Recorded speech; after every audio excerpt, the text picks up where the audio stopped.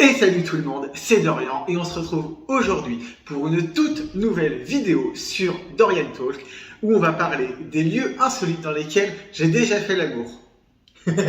N'hésitez pas à liker justement et à vous abonner à la chaîne, moi ça me soutient et je vous remercie. D'ailleurs je tenais à vous remercier aussi pour l'accueil que vous avez fait à ma dernière vidéo sur ma libido. Vraiment vous avez été géniaux, donc déjà merci beaucoup pour ça et merci à tous. Et là du coup n'hésitez pas à liker la vidéo, à vous abonner, moi j'ai comme toujours un besoin de ça pour continuer de me développer.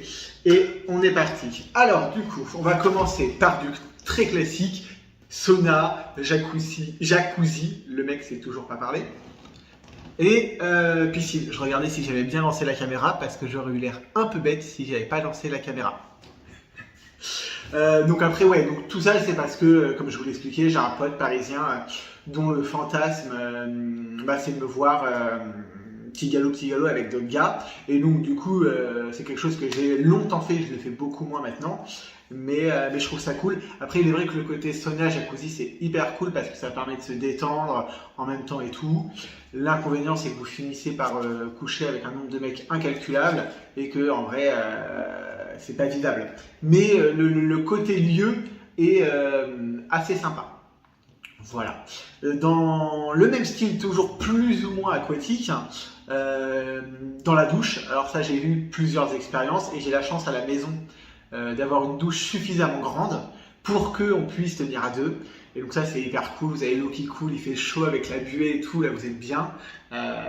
Donc ça la douche vraiment je conseille, vraiment bien. N'hésitez pas en commentaire à me mettre un petit peu les lieux insolites où vous aussi vous avez fait l'amour et les lieux insolites où vous avez envie potentiellement ce que vous n'avez jamais fait et que vous aimeriez bien tester.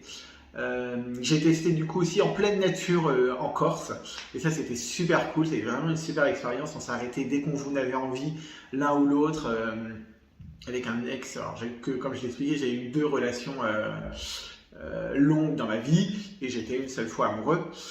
Donc avec le premier, celui dont j'étais pas forcément amoureux, on copulait beaucoup dans la pampa, dans la Corse et tout, donc ça c'était super cool.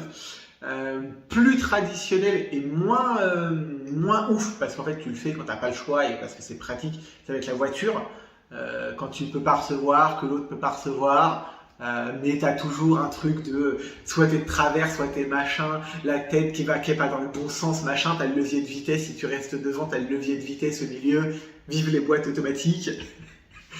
Donc putain t'as la peur de te faire surprendre, même si ça peut en exciter certains. Moi je suis pas trop fan, alors qu'à contrario, il y a quand même vachement un côté exhibe dans tout ce qui va être sauna, jacuzzi, hammam, il y a quand même un côté hyper exhibe qui potentiellement peut me plaire. Mais parce qu'on est tous dans un lieu fermé où on est là pour la même chose. Me faire surprendre à l'extérieur dans un lieu dans lequel je suis pas censé qu'elle, je suis moins fan. Anecdote, WC d'un bar où je bossais, j'ai bossé dans le milieu gay, dans un bar qui faisait aussi un petit peu ce qu'on appelle cruising, donc un bar à cul. Moi à l'époque où j'y bossais, ce n'était pas le cas parce que le Covid et tout ça fait que tout ça était fermé. Et donc dans ce fameux bar là, double anecdote, j'ai ken avec un collègue de travail dès mon premier jour. En fait je l'ai ramené chez moi après mon premier service et on a ken dès le premier soir. Et deuxième anecdote, je ken avec un client. En fait je prétexte une pause pour aller aux toilettes. Et je me fais tranquillement sucer pendant 3, 4, 5 minutes, histoire de gicler vite fait, sur le client qui était là avec moi, quoi. Voilà. Mais donc c'était un bar gay et tout, évidemment. Je suis pas sûr que mes patrons aient été au courant réellement, mais c'était cool et assez drôle parce qu'il y a le côté où là aussi tu as peur de te faire surprendre, tu dois faire vite parce que toi tu es en train de travailler, donc du coup tu es obligé de faire vite et c'était cool. Par contre, les inconvénients, donc c'était pas ce plan là qui était très bien, mais l'inconvénient de ce genre de choses, moi j'étais barman, je digresse un petit peu mais parce que ça me fait marrer, donc moi je suis barman et tout, je sers des verres, je suis souriant, je faisais déjà un peu de muscu, je pense que j'étais même mieux foutu à l'époque, donc je servais torse nu et tout, avec des petits shorts hyper moulants, un peu comme dans ma vidéo sur Nintendo Switch Sport, que je vous invite aussi à aller voir.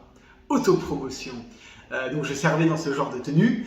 Et donc du coup, je tchatchais un peu les gars, pardon, histoire de faire rentrer du pourboire, moi. Puis ça faisait partie du jeu et tout. Et un jour, je sers un client, machin, et arrive un autre mec et qui commence à me gueuler dessus. Je fais, mais ouais, mec, qu'est-ce qui t'arrive? Oui, le mec que tu viens de servir, c'est mon mec, ne t'y touche pas, nanana. Mais vraiment, le mec me pourrit pendant 5 minutes. Et moi, je suis là, j'attends, puis je le regarde. Je hoche la tête et tout. Il y a bien un moment, le mec va se calmer. Donc moi, je suis là. Je continue de préparer 2-3 conneries, de nettoyer mon bar. Je fais, bon, c'est bon, t'as fini? Je fais, bah déjà de 1, je sais pas qui est ton mec. Moi ici, là, j'ai servi 40 mecs, donc je sais pas qui est ton mec. De 2, bah en fait, je suis obligé d'être souriant et être gentil avec tous les clients parce que ça fait partie de mon job. Et de 3, s'il y a des problèmes de confiance dans ton couple, c'est pas mon problème. Moi, je fais que mon job. Grâce à toi. Mais j'étais plié en deux. Mon collègue avec qui je bossais a entendu le truc. Il m'a regardé en mode, ça va, il y a besoin d'aide? Je dis, non, t'inquiète, mais lunaire, quoi. Je fais, bah, en fait, oui, moi, quand je sers un verre à un mec, bah, en fait, je suis gentil avec lui. Parce que sinon, bah, il revient pas. Je suis serviable avec le client. Je les ai pas tous pompés, mais je suis serviable avec le client. Quand même. Toujours dans le cadre professionnel, sous-sol du bureau chez Orange, et là on a fait ça plein de fois. En fait, on n'avait pas les mêmes horaires, et quand on se retrouvait sur les mêmes horaires, généralement l'après-midi, on s'envoyait un message en disant bon bah on se rejoint dans un quart d'heure au sous-sol et tout. On faisait notre petite affaire et on remontait chacun à notre étage en discrétion. On s'est évidemment fait choper au bout de quelques mois. Heureusement, la personne qui nous chope était aussi donc c'était un de nos chefs qui était aussi homo, donc ça l'a fait plus rire qu'autre chose et il nous a demandé d'être discret, mais juste mais tellement drôle. Donc ça c'était super cool. Dans les lieux publics, alors c'est pas une option que je privilégie, mais du fait de ma libido, bah, quand t'as vraiment envie, bah ça dépanne. La gare. Il y a, alors, comme toujours, pas sur les rails du train, parce que bah, en fait, tu risques de mourir écrasé par le train, pas d'amitié. Mais il va y avoir tout ce qui est dans le WC de gare et tout. Et là aussi, c'est rigolo, parce qu'en fait, ça te permet parce que c'est pratique, parce que c'est en ville, machin, mais parce qu'il y a aussi le côté où tu vas être surpris et tout. Et dans le même style, dans la ville dans laquelle je suis, on a le Galerie Lafayette, plusieurs fois dans les WC des Galeries Lafayette. Et là aussi, pareil, c'est super drôle parce que t'entends les gens, les meufs qui passent et tout, les parents qui hurlent après leurs gamins et tout. Et toi, t'es là, t'es en train de ken tranquillement et c'est juste super drôle. Il y a toujours le moment un peu gênant une fois que t'as fini de « Bon, bah, qui c'est qui se barre en premier ?» parce qu'on peut pas sortir en même temps des chiottes. Et dans la petite anecdote, je copule avec un gars dans les chiottes aux Galeries Lafayette. Il se casse en premier parce qu'il bossait, donc moi je m'en foutais. Je crois que j'avais fini ma journée ou un truc comme ça à Carrefour. À l'époque, je travaillais que le matin. Et donc, du coup, le mec part. J'attends 30 secondes, le temps qu'il n'y ait plus de bruit. Et au même moment, il y a la meuf qui fait le ménage, qui rentre. Je suis resté un quart d'heure dans les chiottes. J'adore ma vie. Non, mais c'était lunaire. Et là, tu l'entends et tout, tu te dis merde, mais qu'est-ce que je fous là? À tout moment, tu te dis, mais la meuf, elle va être là, elle va se dire, comment ça se fait que la porte, elle est fermée depuis un quart d'heure et tout? Alors qu'en vrai, elle s'en fout. Mais c'était juste hyper gênant. C'était vraiment, mais n'importe quoi. Mais n'importe quoi. Autre style un peu drôle. Donc, je suis en appartement ici et je suis au premier étage. Et un jour, je chatte avec un mec sur une application. Donc, on sort des WC des Galeries Lafayette, hein, c'est une autre anecdote. Donc je chatte avec un mec sur l'application et il se trouve que c'est le barman du bar qui est à 200 mètres de chez moi. Bon, on chatte et tout, et il fait bah là je peux venir, j'ai une petite pause pendant mon service. Je fais, bah écoute, monte à la maison, tranquille. Et en fait non, on n'a pas eu le temps, trop rapide machin de monter à la maison. Du coup il est venu me pomper dans la cage d'escalier. En fait quand vous rentrez, vous avez l'ascenseur qui est là, les escaliers qui sont là, et un petit coin où tu descends en cave. Et en fait on s'est foutu dans ce petit coin là, donc le mec voilà, pendant le temps que ça dure, et au bout d'un moment, il y a quelqu'un qui passe, et on entend la porte s'ouvrir. Je le bloque sur voilà, je ne fais pas un dessin. Je le bloque là, en mode, tu fais pas de bruit, sinon on est mort. Moi, j'ai juste la queue qui dépasse du jean. Je le bloque là, on entend les gens passer. Heureusement, personne ne voulait aller à la cave. Et on a continué, j'ai giclé, puis ça s'est fini. Mais imaginez la scène s'il y avait quelqu'un au même moment qui avait voulu aller à la cave.